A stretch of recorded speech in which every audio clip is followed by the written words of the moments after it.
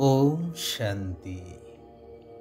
सद्ज्ञान द्वारा सद्बुद्धि प्राप्त करिबा वाला निराकार सत् पिता परमात्मांकर सत् ज्ञान को जीवन रे धारण करुथिबा बुद्धिमान आत्मा मानंकु संगम जुगर शुभ बेलारे शुभ अभिनंदन शुभेच्छा सुप्रभात सुस्वागतम। वर्णित अछि कि गुरु बिना सदज्ञान काहू पाइबु अर्जुन। यह तो संपूर्ण सत्य। कौनसी भी विद्या आदि प्रदान करुथिबा व्यक्ति को शिक्षक बा गुरुंकर आख्या दिया जाइछि। वर्तमान समाज रे अनेक गुरु भिन्न भिन्न शिक्षा प्रदान करुछन्ति, किंतु जहा कुहा जाइछि अर्जुनंकु कि सद्ज्ञानर कथा ताहा केवल सद्गुरु ही देई पारिबे, जद्वारा मुक्ति आउ जीवन मुक्ति प्राप्त होइथाए। एही सद्ज्ञान अन्य कौनसी देहधारी गुरु गोसेई साधु संत केही भी देई परिबे नाही। सेथिपाई गीतारे उल्लेख अछि कि यदा यदा हि धर्मस्य ग्लानिर्भवति भारते, तेणु स्वयं सद्ज्ञानदाता सद्गुरु निराकार परमात्मा को एई कलिजुगी धर्मग्लानिर समय रे अवतरित हेबाकु ही पड़ी थाए। सद्ज्ञान द्वारा आत्मारूपी अर्जुन मानंकु सद्ज्ञान प्रदान करी सद्गति प्राप्त करेइबा पाई। सेथिपाई स्नेहरे कहुछंती, हे आत्मिक संतान माने तुमकु एबे आसुरी अवगुण छाड़ी ईश्वरीय गुण धारण करने हेब। शिव बाबांक ठारू 21 जन्मर स्वराज्य नेबाकु हेब, अर्थात सत्य आउ त्रेतया दुई जुगरे संपूर्ण सुख शांतिर संपत्ति को प्राप्त करने हेब। बाबा कहउछंती, एई अविनाशी सृष्टि नाटक रे मोर अभिनय हेउछि समस्त आत्मा मानंकु ज्ञान ओ जोगर शिक्षा देबा पाई।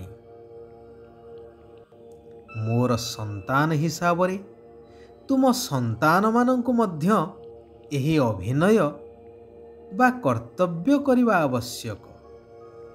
सारा विश्व जहा एबे पतित तम प्रधान ही जाइछि, तत्व सहित सबु किछि को पवित्र करिवार सेवा करिबाकु हेबो। एबे तुम ईश्वरीय संतान मानंकर मुख्य धंदा हेउछि आध्यात्मिक सेवा करिबा। केही केही संतान एभली सेवाधारी सेवा प्रति एते समर्पित जे समय अनुसारे शरीर छाड़िला परे मध्य पुनः जन्म नेई छोट अवस्थारू सेवारे लागी जाउछंती, जेहेतु सेही संस्कार साथी रे नहीं जाइथांती। दिन को दिन तुमर सेवा आहुरी बढ़ी चलिब। शेषरे समस्तंक मुखरु बाहरिब, प्रकृतरे एबे भगवान आसी जाइछंती, अर्थात तुम संतान मानंक द्वारा विश्व पितांकर प्रत्यक्षता ही जीव। जेतेबेले सर्वधर्मर मुख्य माने विश्व नेतृवृंद एहाकु मध्य बुझी जिवे। आपण मानंक स्मरण पाई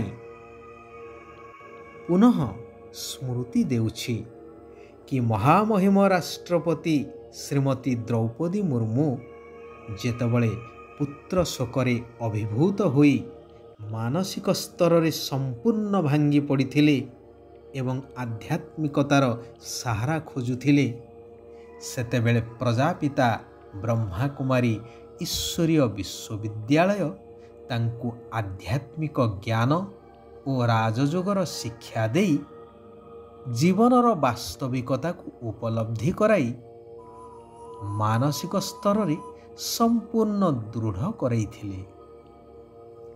ଯେଉଁ ଜ୍ଞାନକୁ ସେ ଆଜି ପର୍ଯ୍ୟନ୍ତ ନିଜ ଜୀବନରେ ଧାରଣ କରି ଈଶ୍ୱରୀୟ ମର୍ଯ୍ୟାଦାକୁ ପାଳନ କରି ସେହି ଅନୁସାରେ ନିଜର ଶାନ୍ତ ସରଳ ନିଷ୍କପଟ ଜୀବନକୁ ଜନସେବାରେ ଉତ୍ସର୍ଗୀକୃତ କରିଦେଇଛନ୍ତି।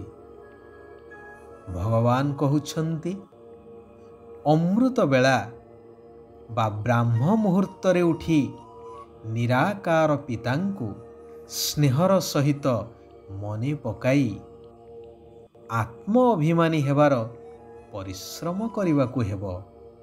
କାରଣ ଏବେ ଆମ ସମସ୍ତ ଆତ୍ମାମାନଙ୍କୁ ଏ ଶରୀରଠାରୁ ଅଲଗା ହୋଇ ଆତ୍ମିକ ଘର ପରମଧାମକୁ ଯିବାକୁ ହିଁ ହେବ। ଯୋଗ ବଳ ଦ୍ୱାରା ବିକର୍ମ ରୂପୀ କଳଙ୍କିକୁ ଛଡ଼େଇବାକୁ ହେବ। ସେଥିପାଇଁ ଘର ଗୃହସ୍ଥରେ ରହି ପଦ୍ମ ଫୁଲ ସମାନ ପବିତ୍ର ହେବାର ପୁରୁଷାର୍ଥ କରିବା ଦରକାର। ଯେପରି ଡାକ୍ତର ରୋଗୀର ନାଡ଼ି ଦେଖି ଔଷଧ ଦେଇଥାନ୍ତି, ସେହିପରି ତୁମ ସନ୍ତାନମାନଙ୍କୁ ପାତ୍ର ଦେଖି ଜ୍ଞାନ ଦାନ କରିବା ଆବଶ୍ୟକ। ଅପାତ୍ରରେ ଦାନ କରିବା ଅନୁଚିତ। ଶିବ ବାବା କହୁଛନ୍ତି, ଶିକ୍ଷକ ହେବା ସହିତ ଦୟାଶୀଳ ଭାବନା ଦ୍ୱାରା କ୍ଷମାଭାବ ଆଚରଣ କରୁଥିବା ମାଷ୍ଟର ଦୟାର ସାଗର ହୁଅ। ତେବେ ସମସ୍ତଙ୍କଠାରୁ ଆଶୀର୍ବାଦ ପ୍ରାପ୍ତ ହୋଇଯିବ। ନିଜର ଦୟାଶୀଳ ଭାବନା ଦ୍ୱାରା ଅନ୍ୟକୁ କ୍ଷମା କରିଦିଅ। ଯେଉଁ କ୍ଷମା ପ୍ରାପ୍ତ କରିଥିବା ବ୍ୟକ୍ତିଙ୍କ ପାଇଁ ଶିକ୍ଷା ପାଲଟିଯିବ।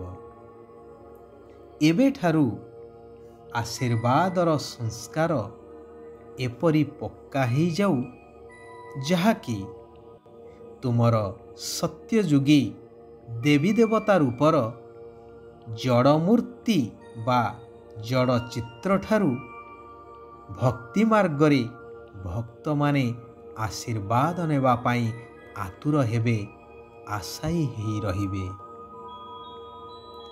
ପରମାତ୍ମାଙ୍କର ଆଶୀର୍ବାଦରେ ଯେଉଁମାନଙ୍କର ବୁଦ୍ଧି ରୂପକ ଝୁଲି ଭରପୁର ରହିଥିବ ବା ଯେଉଁମାନେ ପରମାତ୍ମାଙ୍କର ଆଶୀର୍ବାଦରେ ନିଜକୁ ଭରପୁର କରି ରଖିଥିବେ, ସେମାନଙ୍କ ନିକଟକୁ ମାୟା ଆସିପାରିବ ନାହିଁ। ସର୍ବଦା ସୁରକ୍ଷିତ ହେଇ ରହିବେ। ଯେପରି ମହାଭାରତରେ ବା ରାମାୟଣରେ ଆମେ ଦେଖିଛେ, ଆସୁରୀ ଶକ୍ତି ଯେତେବେଳେ ଦୈବୀ ଶକ୍ତି ଉପରେ ଆକ୍ରମଣ କରୁଥିଲେ, ରାମଚନ୍ଦ୍ର ନିଜର ଚତୁଃପାର୍ଶ୍ୱରେ ସୁରକ୍ଷାର ପବିତ୍ରତାର ବଳୟ ସୃଷ୍ଟି କରୁଥିଲେ। ଠିକ୍ ସେହିଭଳି।